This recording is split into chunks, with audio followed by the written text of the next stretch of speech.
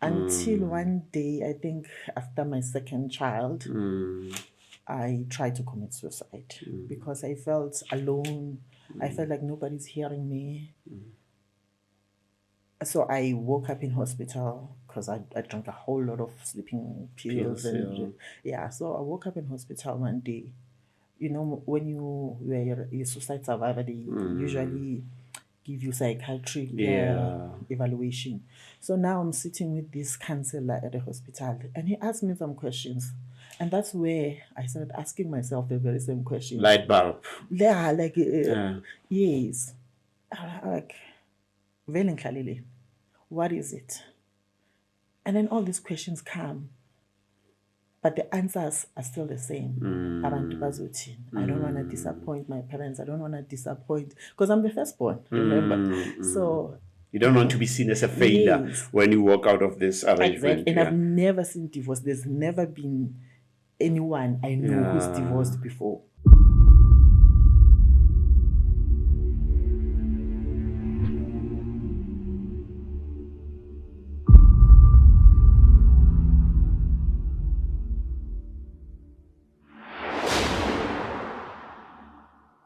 Welcome to another episode of Dreams Made Possible, where we share life 101 conversations for a great life. We are continuing with our quest to empower others and to advance knowledge so that others can grow. But before we dive deep into this conversation, please click on the link below so that we can continue to grow a community of dreamers. My guest today is Sthe Motloung. She is a fashion designer and also a finalist in the 2018 Mrs SA South Africa. She is here to share her story so that you are able to craft your own journey out of her own story. Welcome, Sthe, to our conversation. Thank you for having me. And how are you doing? I'm very good. Good. And nervous. Nervous? No. You know, here we just conversate because we want to help people to understand your journey so that you can touch a soul out there, because I believe that we change lives one person at a time. I hope I can. Okay. Yeah. So tell us about yourself. Who is Sthe, and where did you grow up? What was your family like? Sthe, actually, I'm born Simelane. My surname is Simelane. Motloung is my marriage surname. Okay. So I grew up in Mpumalanga.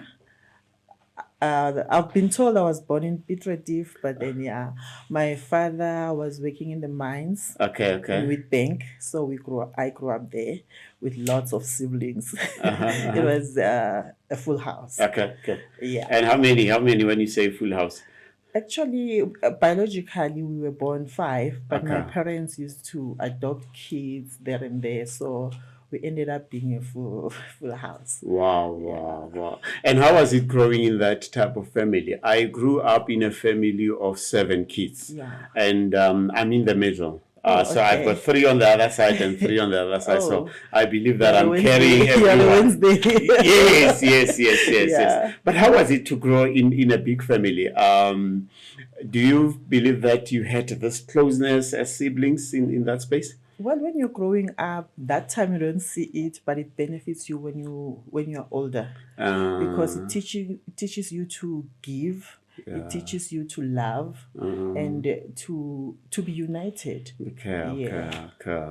So now tell me, out of the 5, you are? I'm the eldest. Yeah, eldest. Okay. Okay.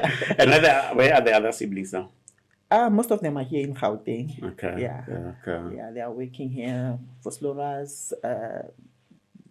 What's that place? Kempton Park. Yeah, we are all here in Gauteng. Okay.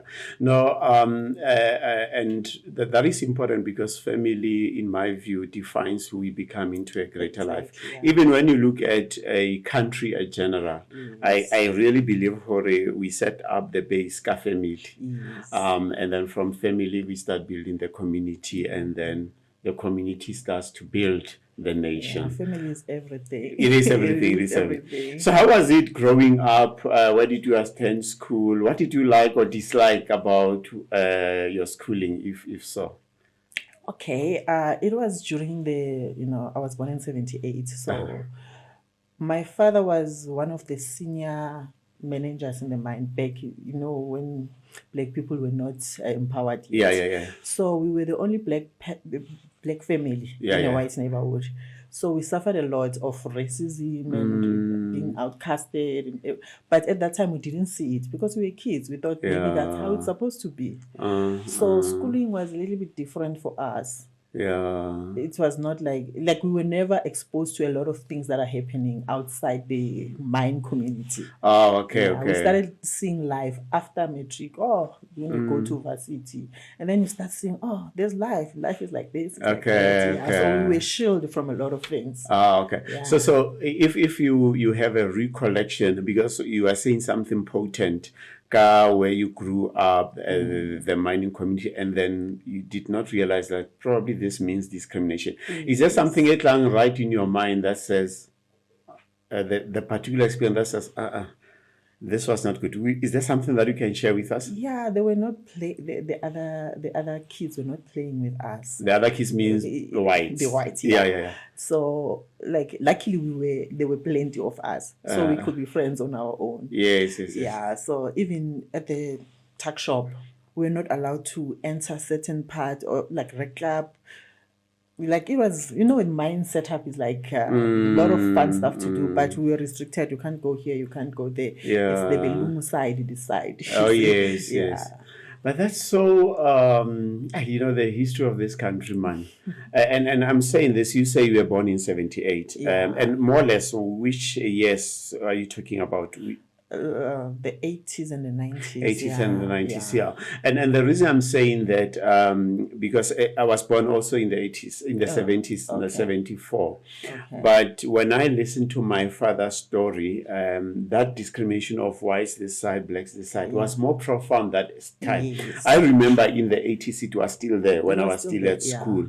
But it started to taper down towards the end of the 80s, getting into into the 90s. Now, when you look at that experience, because we are a product of our experiences, what has it made you to become? To be able to stand up for myself. That's one thing that I feel like I got from that experience. Yeah. Like I can stand up for myself without fear. Yeah, but it took me a long time to realize my strength. Okay. What was that moment? If it was a moment that said to you, "Hey, wake up, lady, stand up for yourself"? I think when I got divorced for the first time. There's a story here. You say for the first time. Was there another one? You'll say I'm collecting ex-husbands for a living. I saw that on your TikTok that you said, "Hey, I'm collecting ex-husbands for a living." Yeah. Talk to us about that when you said you had to stand out for yourself. And then the reason why I think it's important for the viewers, because and I don't know your story, you're gonna share a bit of your stories, because and I don't want to also lead you or to put the cart before the horse. There are people who stay in marriages, they don't stand up for themselves because they don't want to make the other partner feel bad, or they don't want the family to say, "Hey, and stuff," the battering type of syndrome. Yeah. I got married very young. Okay. And I didn't have any idea of marriage except my parents' marriage, which looked perfect in my eyes. Yeah. My parents were married for decades until Yeah. my father passed away. So I'm entering this marriage, I'm young, I'm naive and all that.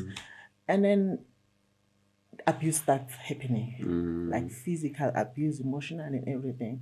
And then you find that you don't know anything else except your parents' marriage. And that's what you want. That's what you aim for. And you're not getting that in your marriage. And then you go to your parents, you report maybe the abuse.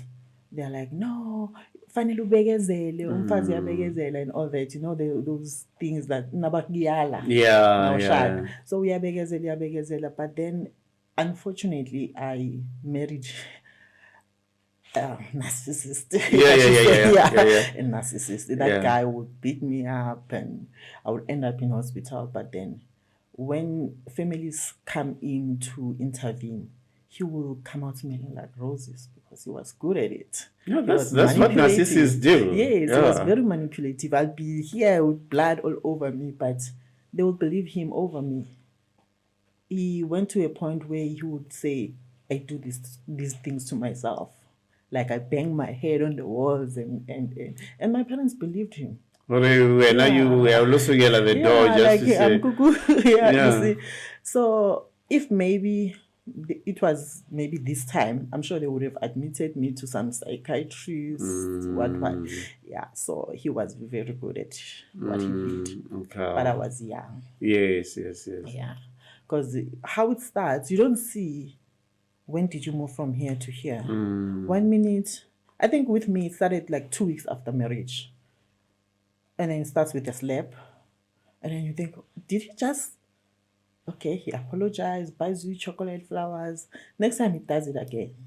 Okay. And every time he says, I won't do it again. I won't do it again. Yeah. And then maybe next time the gifts are like flowers this time. And then it goes on and on and on until he doesn't apologize anymore. Until it's a way of life in the house.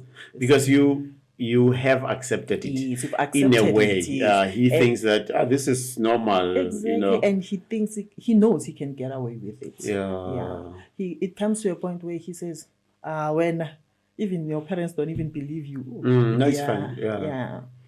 See, so that was my way of life.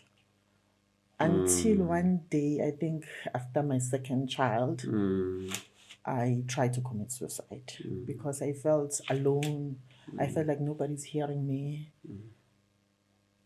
So I woke up in hospital because I drank a whole lot of sleeping pills. So I woke up in hospital one day.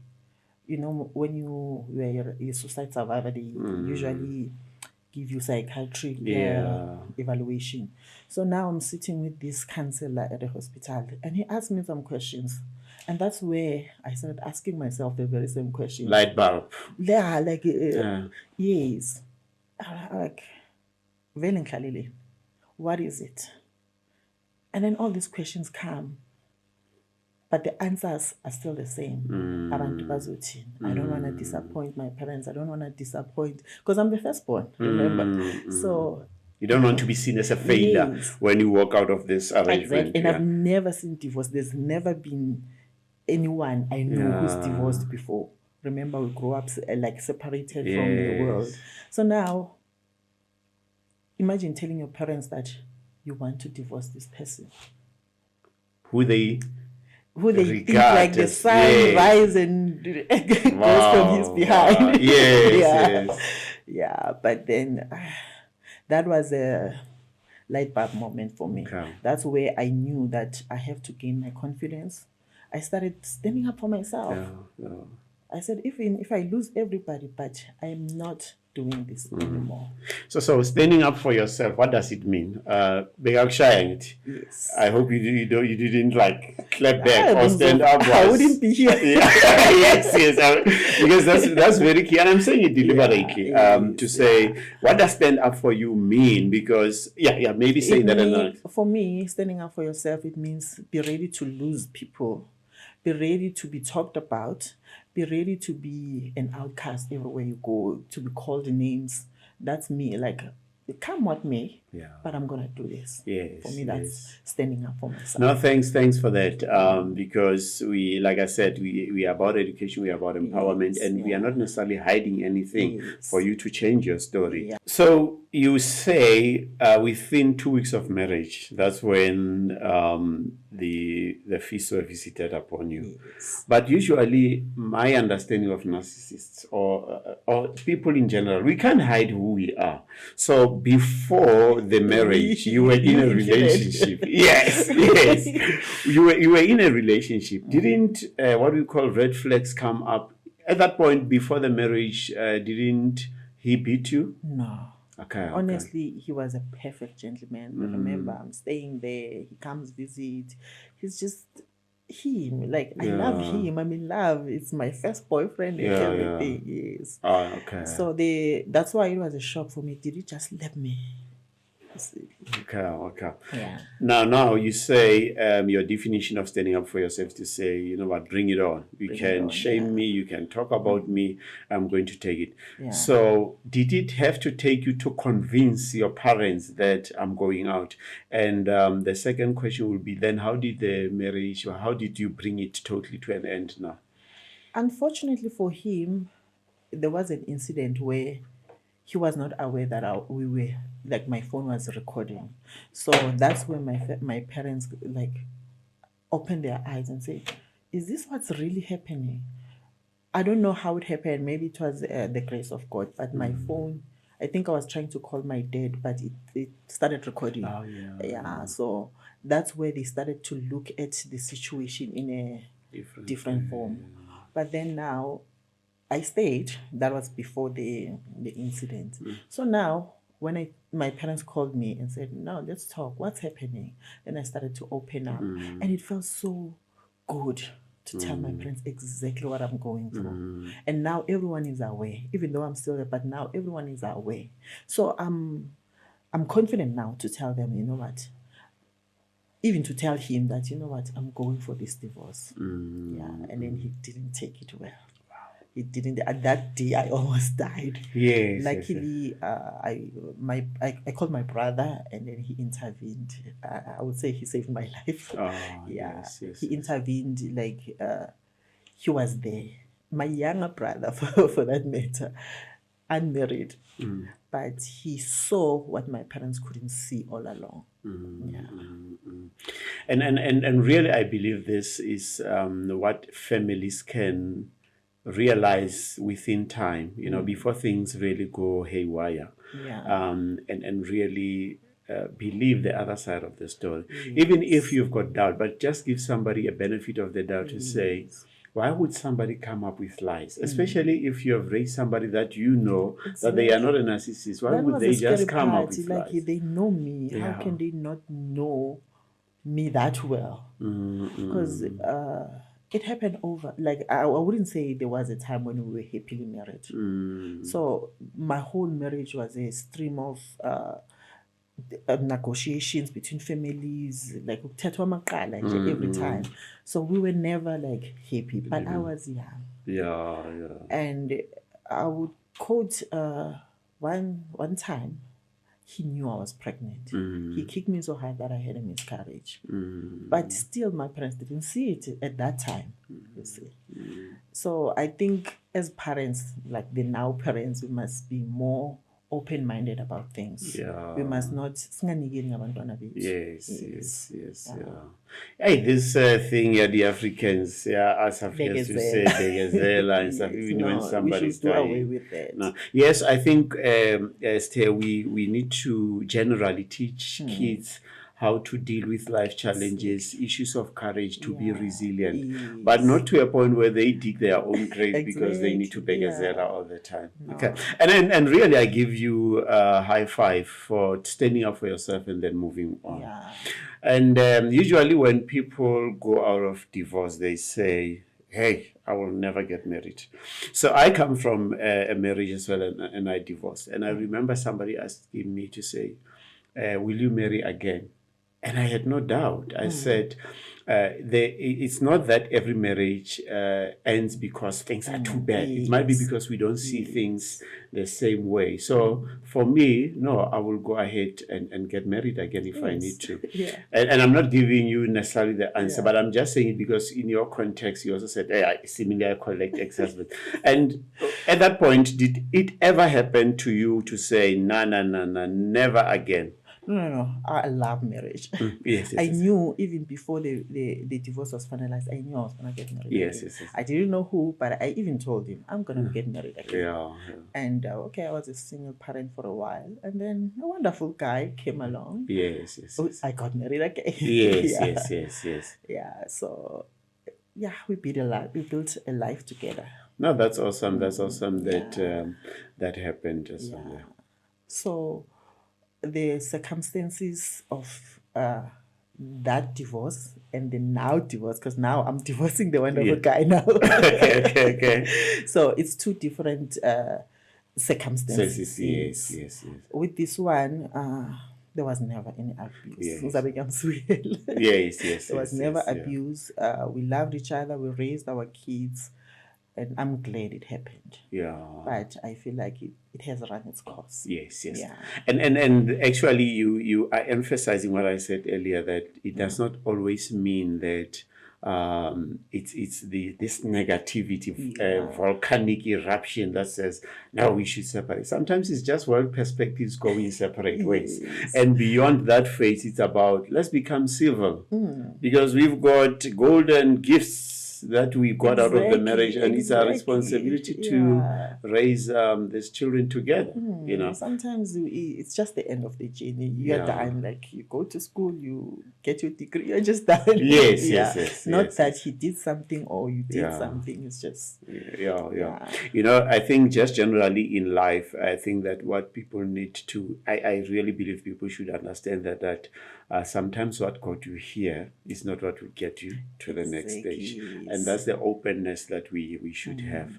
All right. And then you are an adult, you decide to say, hey, me, I have the looks, I have what it takes, I can contest and become Mrs. South Africa. How did this journey start? You know, when you feel like confident. Actually, I was introduced to this because I didn't know about Mrs. South Africa. I was introduced to this by a certain lady, Mr. Sai's wife. Okay. Yeah. So she's the one who got me to know about this thing. So I was like interested. So after, I think I was losing weight and feeling confident with myself, I was like, no, now maybe I can. And I entered, and then I was part of the semi-finalists. I was like, wow, out of so many people in South Africa, I was also selected. Wow. So educate us a bit about that process, and I'll tell you my exposure to it. My cousin last year contested for it. Yeah, she went top 100, and I don't know from there what is the number. But there were a lot of things that she had to do. Currently, there's someone that we know, which is my wife's a friend who is also contesting in that space. Okay. You know, walk us through that journey. What does it take? It's exhausting. Yeah. It's not all glitz and glam like I thought it was. It's a lot of work. You have to go find sponsors. You have to do some charity works. Like you lose yourself, like doing all of those things. And now, remember, you also have your own work that you have to do. So you split yourself into two. But I've gained a lot. I've learned a lot. Like I've met so many wonderful, beautiful ladies there, and some of them we are still in contact. They are my clients now. Okay. So it was also good for business. Okay, we'll get to the what business is it at a later stage. But then, what are some of the things that you had to do as part of this process? You had to do some social media promoting. Like there are lots of sponsors there, and you have to make sure you please all the sponsors. There's a certain way that you have to post. I didn't know. I was just posting. Whatever comes to mind, I'm posting. So I had to learn a lot about a social media space. The hashtags and the whatnot. I didn't know that. Okay. So we got to do workshops where each and every particular company will teach you a certain things about them, and they learn about you too. Yeah. And then we did a lot of charity works like recycling, and I didn't know about recycling. So we did a lot of things. Okay. So at what stage did you end in that process? Top 25. Wow. Yeah. So I didn't go through after that, but I was not sad. I was happy because it happened, and I've gained a lot of confidence there. Yeah. Okay. So now, one of the things that the cousin that I'm talking about had to do, I think she ended up in farming. Promoting some of the things so that she can get into farming.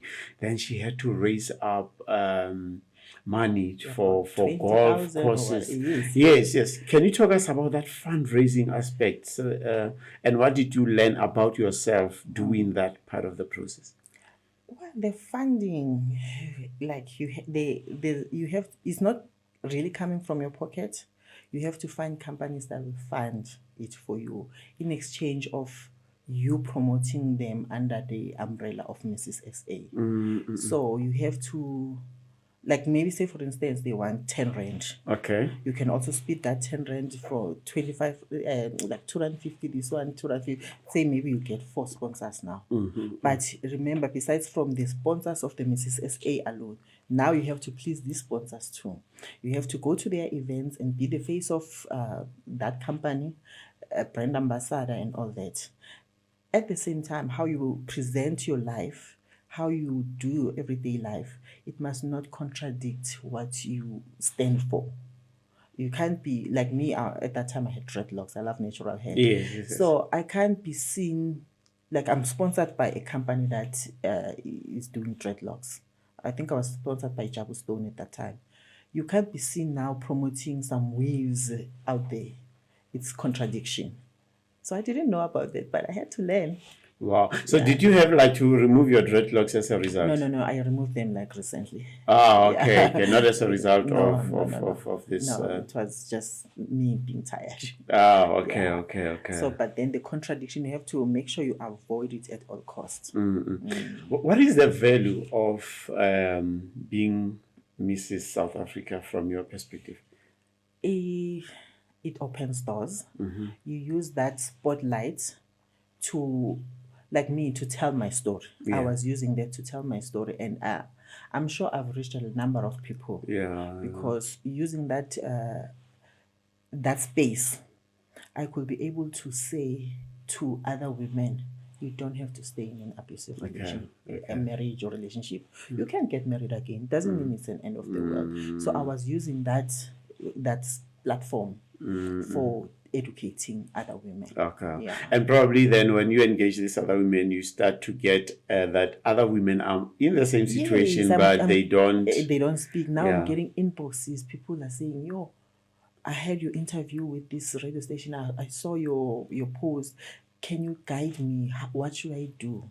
So I start to be like an untrained counselor. And are you still continue on that journey of educating women? I do. Talk to us about that. I think for me, it's a calling.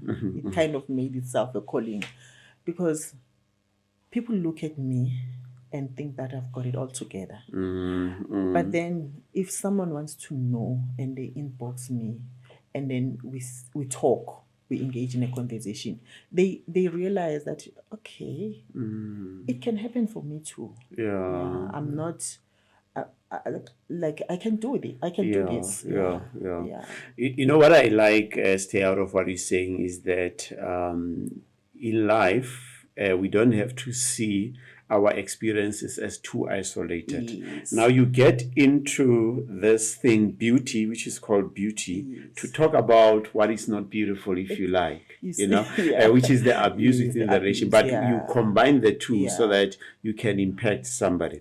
So on the journey, and we'll come back to the Miss SA thing, on this journey of talking to other women, what type of stories did you come across from other women that you said, wow, this talks to my story too? Yes, like most of them, they don't have a mother or father to go back home to. Most of them, they are not employed. Like I want to leave, but I don't know how, because I'm not working. I'm not educated. My whole life was about this marriage. So it gets to be difficult for a woman to say, I'm done. So we end up staying because we don't have a choice. So some of the stories that I hear from these ladies, it's always, I'm unemployed. I don't have a home to go to. It makes me realize that I was lucky. I still had parents. I was lucky. I can make money. I can make money with the talent that I have. My kids will go to sleep with food. It's unlike them. But then you start empowering them.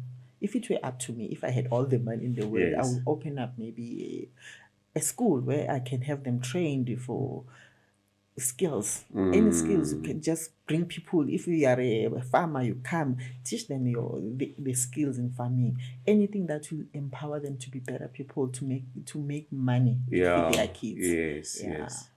So Sthe, let me tell you, you don't need money. Yes, to some extent you do need money. Yes. You need this guy called Sthe to take pictures, or your son to take a few pictures. Videos on your phone, and go to the world and start educating. There are many platforms that we can. That's the one thing use. I want to do with my whole heart. Yeah, to you definitely can start. Women, You can definitely go into social media. Gives us a lot of platforms. Yes. And maybe something you're already doing it. You're going out there, meeting women, talking to them. So you cannot be in Bloemfontein now, as an example. You cannot be in Quebec, but through a social media platform, you can be in those living rooms, at the same time to many people. Maybe something to think about. Because there's one thing that you can't take away from a person. It's a skill. True. And again, on that note, what you cannot take away from a person is a skill. Yeah. The abuse didn't take your internal beauty and your external beauty. Yes. And you found yourself participating in Mrs. SA. And then, thanks to Sai to come and give you an inspiration. Yes. But that probably he just ignited something that was already there. Because we need somebody who will come and give us that belief to say, hey, I believe in you. Exactly. And then go on. So on that note, would you, if you had to redo it again, Mrs. SA, would you go back and do it again? Yes, of course. Okay, why? I can't take away, you can't take away the things that I learned from there. It was an amazing experience. Yes, it was an amazing experience. Yeah. All right. Now you say it opened opportunities. Yes. And you spoke about the skill. Talk to us about this skill that you have. The business. The business part of it. Okay. I'm a fashion designer. I've always been a fashion designer since my teen years. So I'm going there. Everybody wants to know, where did you get this dress? Where did you get these pants? Because Mina, I'm bold. My fashion is all about being bold. I'm not going to make black pants that you can get at Edgar's anyway. It has to be different. Yes. So my clientele is all about people who are not afraid to stand out. Okay. Yes. And that's where the boldness comes in. Okay. So when you're wearing Sthe, that's my label, is Sthe. When you're wearing Sthe, you will be noticed. No matter what, you will be noticed. Yes. And what makes that not being noticed come out? Is it the colors? Is it the design? Just talk to us. No, not really the colors. Women, because I'm working mostly with women. Okay. So women are built differently. We all have beautiful shapes, sizes, and all that. Yes. But you will stand out in such a way that everybody will notice that it's not the same person that I've seen, but it is the same person. You don't lose yourself. You just enhance what you already have, the beauty that you already possess. So what I usually do, I get to know my clients. Okay. I don't have big clientele, but the ones that I have, I get to know them. And once I know a person personally, it's easier for me to design for them. Yes. Because it's not just about the figure, the body. It's about the personality of a person, the style. Yes. Because fashion is what you can buy. But style is who you are. Wow. So we enhance that using fashion. Yes. Wow. That's powerful, isn't it? I like it. Really. I like it so much. So you say you want to be closer to your clients. Yes. Now you find other clients who, say for example, through this conversation, they are in a different type, or in the different city, or they hear you on radio, or they see somebody, they meet somebody in a wedding and say, hey, Sthe did this for me. Then what would be the process that you take for you to understand that person who is far away from you? Conversation. Okay. Conversation, it opens up who a person is. Like for instance, we might be talking now. I will sense that this one is shy to show maybe some cleavage. Yes. But I get to know what aspects of your body that you are proud of, because you might be shy about this, but you are proud about this. Something so else, I concentrate on that. But I will get that from talking to you while we are having this conversation. I will know how I'm supposed to design for you. Yes. Wow. So you say you work mainly with women? Women, yeah. Okay, I do women clothing, yeah. What inspired you to get into fashion design? My mother was also a fashion designer, so when I was young, I used to steal a lot of her fabrics. Okay. Like she had the machines. I got to learn about the machines from her. I only know seeing because my mom taught me how to. Yes, I can still do the seams at the bottom. Yes, definitely. Yeah, I started there. I will help her. We work till maybe early hours of the morning, but I'm learning. Then I realized I love this thing. I want to go do this after matric, like learn a lot. Okay. I knew from an early age that I wanted to be a fashion designer. Okay. Yeah. So now there are pieces of material that I will pick up from her work. Like there's a green cloth there, blue cloth. Then you find me making a dress with a lot of colors, not on purpose, because I don't have money to buy myself fabric. But I will pick up this and this and this. You see, it's different textures, it's different colors, but I will get a dress out of it. Yes. So that's how it came about. Something out of this diversity of colors, diversity of material to bring something good. Wow. No. So I like whenever maybe going to see this school and you have to come with home clothes. Yeah. People will see me coming so colorful. And I learned there to stand out. Yes. I will always be different. Okay. And people will ask me, where did you get this? Because it's not in the shops. So if you can meet my teachers, the people who were teachers back then, they will tell you this one we knew was going to be a fashion designer. Wow. Yeah, but then it's so great when you feel something, because we've got that beautiful system which is called intuition or gut, and you follow it to conclusion. Yeah. Now you mentioned something that is very critical for me about understanding your customer and creating this boldness. You're speaking about boldness. Yeah. So when from your the point of your clients, when they are wearing what you have designed, what type of feedback are they giving you? What does it make them feel like? They feel beautiful. Because for me, it's not about what I did, like it's not money. When someone calls you, thank you. I felt so beautiful. I also felt good. Yes. When a client is happy like that, I'm also happy. Okay. Yeah. So what type of clothes do you do? There are traditional dresses, there are fashion, what do you call them? Let's say your dinner regalia. I don't know what they are called. Yeah, that's what I'm doing, like special occasions clothes. Okay. I don't do everyday wear. Yes. But it's always special, whether it's graduation, whether it's wedding or metric dance, but an occasion. It's a special occasion that is going to be a milestone in your life. Yes. You will remember that day and associate with this particular dress from Sthe. Yeah. So, there's something that I like, and maybe you have already said it about the boldness, because I think the mistake that sometimes you can do is to say you sell dresses, but you seem to be selling something beyond the dress. I sell happiness. Thank you. Talk to us about it. Yeah. I sell happiness.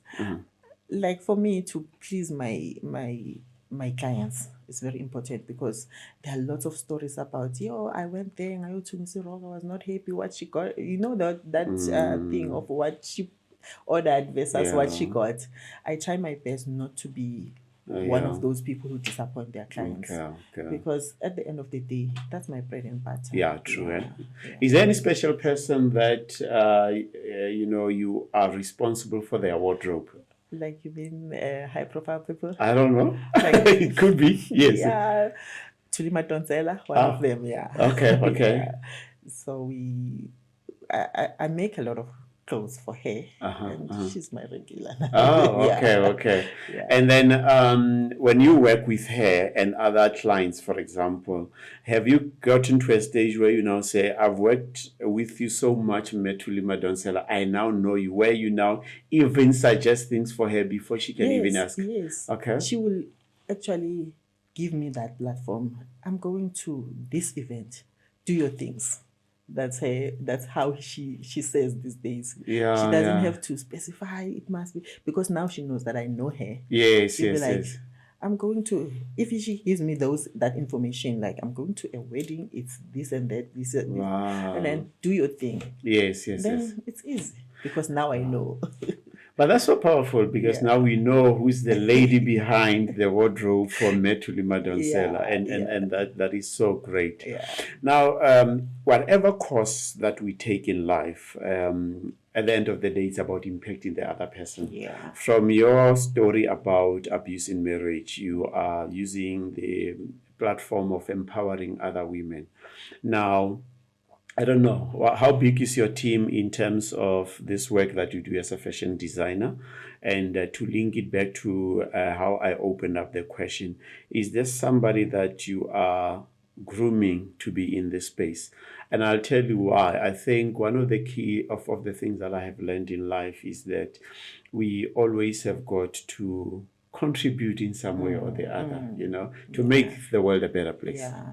Actually, I used to run a dressmaking school.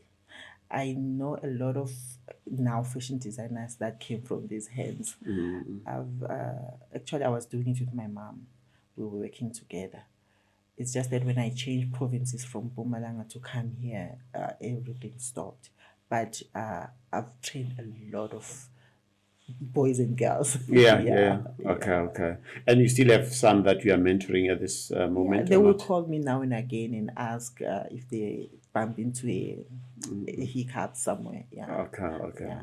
So what is the direction that you think fashion is taking now going forward? And I know you have raised the fact that you listen to your clients. Some people might not necessarily like to show the boobs, and the reason I'm asking is for me, as you have said, fashion is about communicating something. You're speaking about happiness. There are people who when we look at some of the programs on TV or some of the shows, you say, what were they thinking? Exactly. Is it about showing everything out there?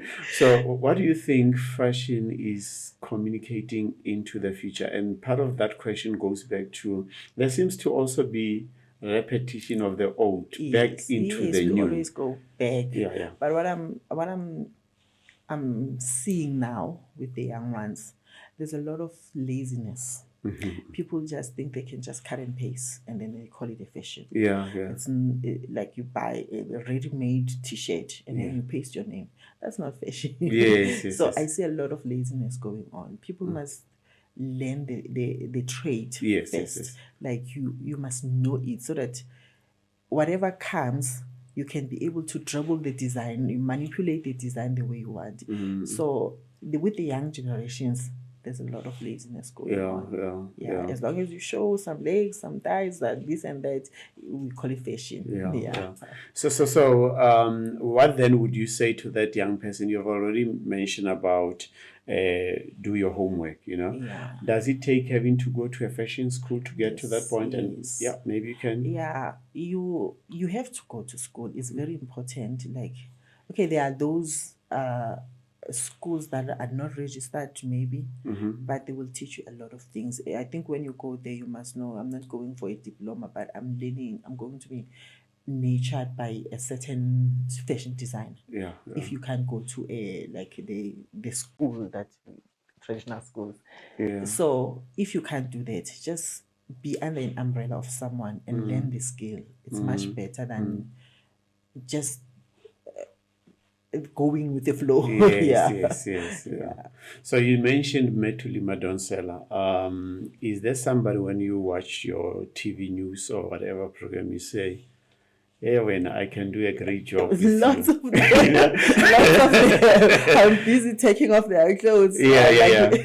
And without mentioning names per se, because probably they are being dressed by somebody, and we need to have that professional respect for them. What is it that you see in them to say, but seemingly there's something missing here? It's like they took from the hanger. Okay. Like you can see this person is not the target market for this particular design. It's a beautiful design, but not for her. Like you can just take this dress, snip here, and put it on this person. Yeah. It will work much better. It's like he didn't design it especially for that person. Yeah, so that's what I'm always seeing. Yeah, I'm a critic person Yes, when yes, it comes yes, to yeah. fashion. Yeah. Wow, but I think what you're saying is important. Now, when you engage your clients on that, and they say, I need A. So do you also come back and suggest to say, yes, I hear you say you want A, but this might not fit for you. You also do the same as well. I always do, but in a kind way, because some people take it personally. Yeah, true. Like we are not, like I said, we are not both the same. You see, this person is wearing this dress, but the body shapes are not the same. Yeah. You see, the design doesn't come with the body. Yes, yes, yeah, yes, that's very yes. important. You can buy the dress, but the body. You see, there are clothes that are meant for a certain type of a person, and it can work for this one, it can never work for this one. And then a person comes, I want this. So I have to like find a nice, polite way to tell her that, how about we do this instead of that? Yes, because, yes. you know, some people might catch feelings if I should say, oh no, you can't do this. Yes, Do yes, you true. think you're easy? Yeah, but also it might also be disrespectful. So that's why it's important so how you approach find them. a way to do it. Yeah. Okay. Yeah. So how would you advise, because also color, I think, is part of what is important, the combination, you know, because I have understood that the skin tone also is important. Yeah. Can you advise us on what do we need to look for, even if at this point we're not coming to, but we're going to buy something, so that we can radiate this happiness that we are speaking about. We radiate the boldness that you're talking about. Yes. Yeah. With the skin color, I would say there are things, maybe say, if I say red is not my color, it's not your, let's say I'm talking to you, red is not your color, but there is a way that you can do red to suit you. If I can just pair it with this color, then it will work. Yeah. So which colors maybe go with red in most cases? Nude. Okay. Yeah. Red will go nice with nude. And if I'm dark-skinned, what types of colors would you recommend for people? I would say avoid red. Okay. Avoid red at all costs. Yeah. And probably yellow. I've seen some people who are really dark and they go with this bright colors. Imagine purple. Now there's sunlight. The yellow is too bright now, and it makes you more darker. Yeah. Okay. So with the colors, you just have to play with them. So what is the future of Sthe? You know, there are, without mentioning their names, there are people that we know they started at the back room or in their garages, and they found themselves in Mons at this moment. Where are you in that journey? Excuse me. For me, I feel like the more we grow, the more we lose the real nick of the thing. For me, I think I'm where I want to be. I wouldn't change anything. Yeah. I don't want I'm not saying growth is not good. Yes. But I feel like I don't want to lose what's already right.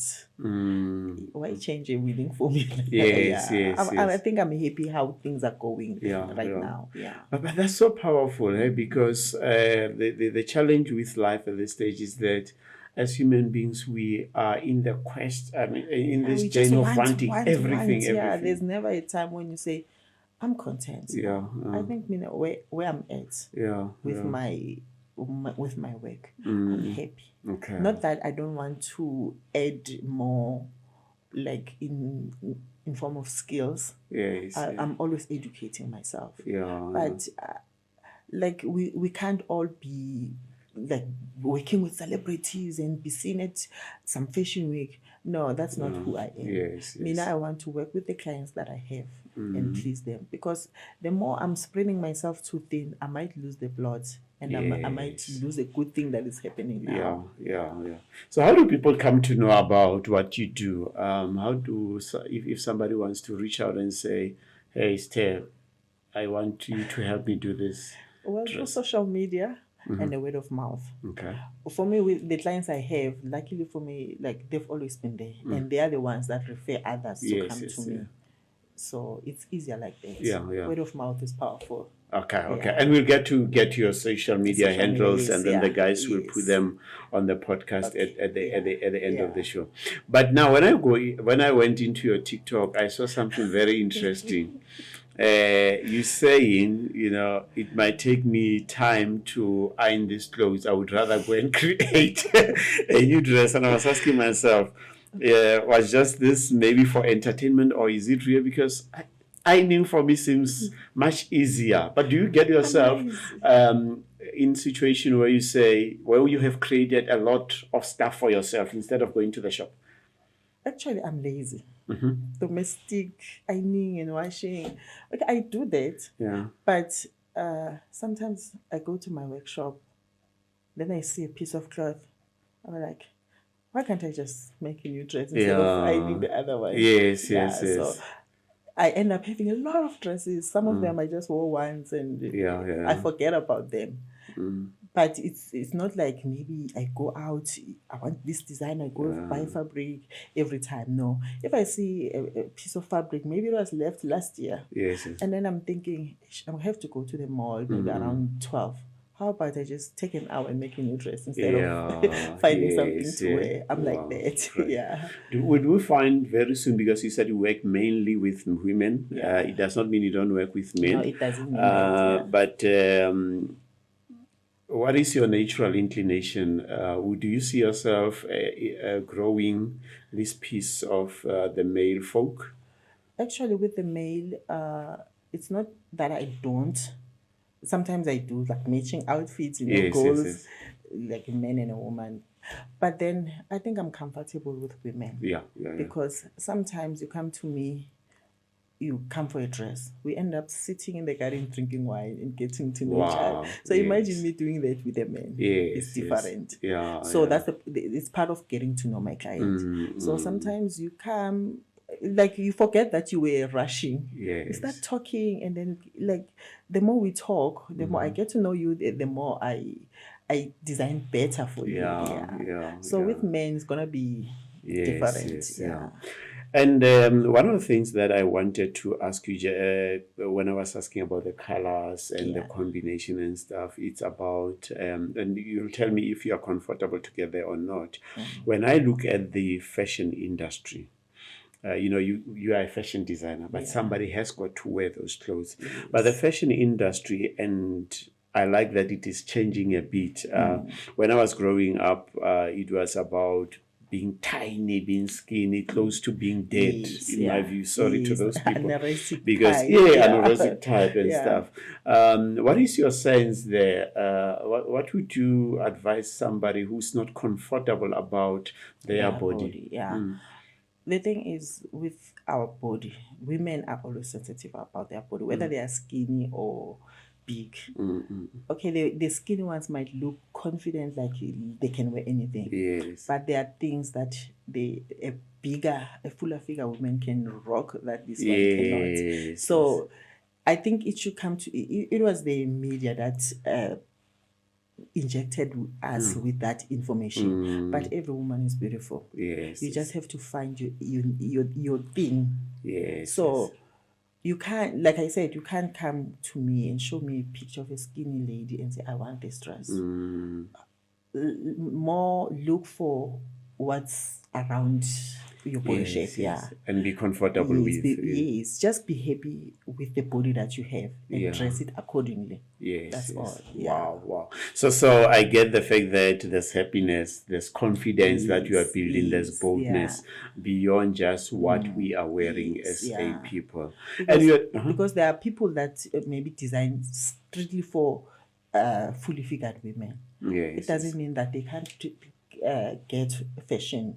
So everybody gets, but accordingly. It's a big industry for everyone. Okay. So how long does it take for you to complete a dress when somebody orders? It depends on the dress, but sometimes I wouldn't say it takes me one day, because sometimes I've got orders that are coming. I'm afraid to say it takes me one day to finish a dress, because a person will come today and want a dress tomorrow. Yes, no, it doesn't work like that. There's always like a schedule that I must work with. But me, I think a normal dress I can take one day. Yeah.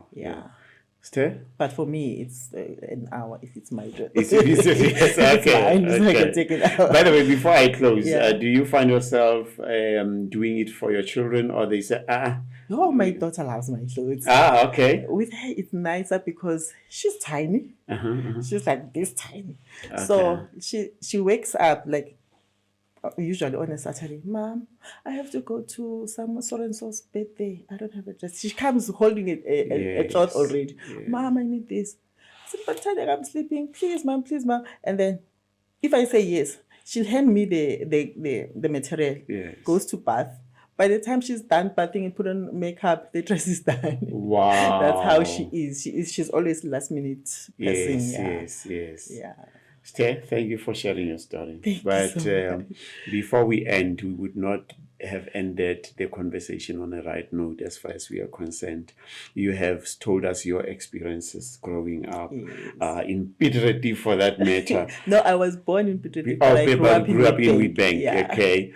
And then you found yourself in marriage, and then you went finding yourself participating in Mrs SA and the fashion design thing. So all of these experiences, when you bring them together, there must be something that you say, I have learned a lot about myself. And if I were to advise somebody and leave it as a life 101 advice, what would that be?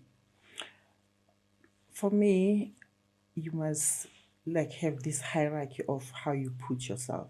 Okay, for me, it's like I'm a woman, then I'm a mother. Yes. Then I am a sister, a daughter, a friend, but in that order. I'm a woman. I'm Sthe first. Then I'm a mother.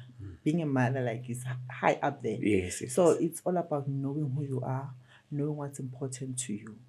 Don't lose yourself in pleasing people. Don't lose yourself because of what you're going through. Yeah. But whatever you're doing, it's you first, then the rest. Yes. Thank you once more. Really appreciate for you taking time to share your story with us. Thank you. She went through a horrid marriage life. But even out of that experience, it did not dim her light. It did not mute the positive self-talk that had to come through until the point that she realized that I'm going to stand out there and compete with other women to become the best in South Africa. She went on to say, I will radiate beauty by ensuring that other people wear my clothes that are communicating happiness, boldness, and confidence out there. And if she can do it, you definitely can do it. Until the next episode, thank you.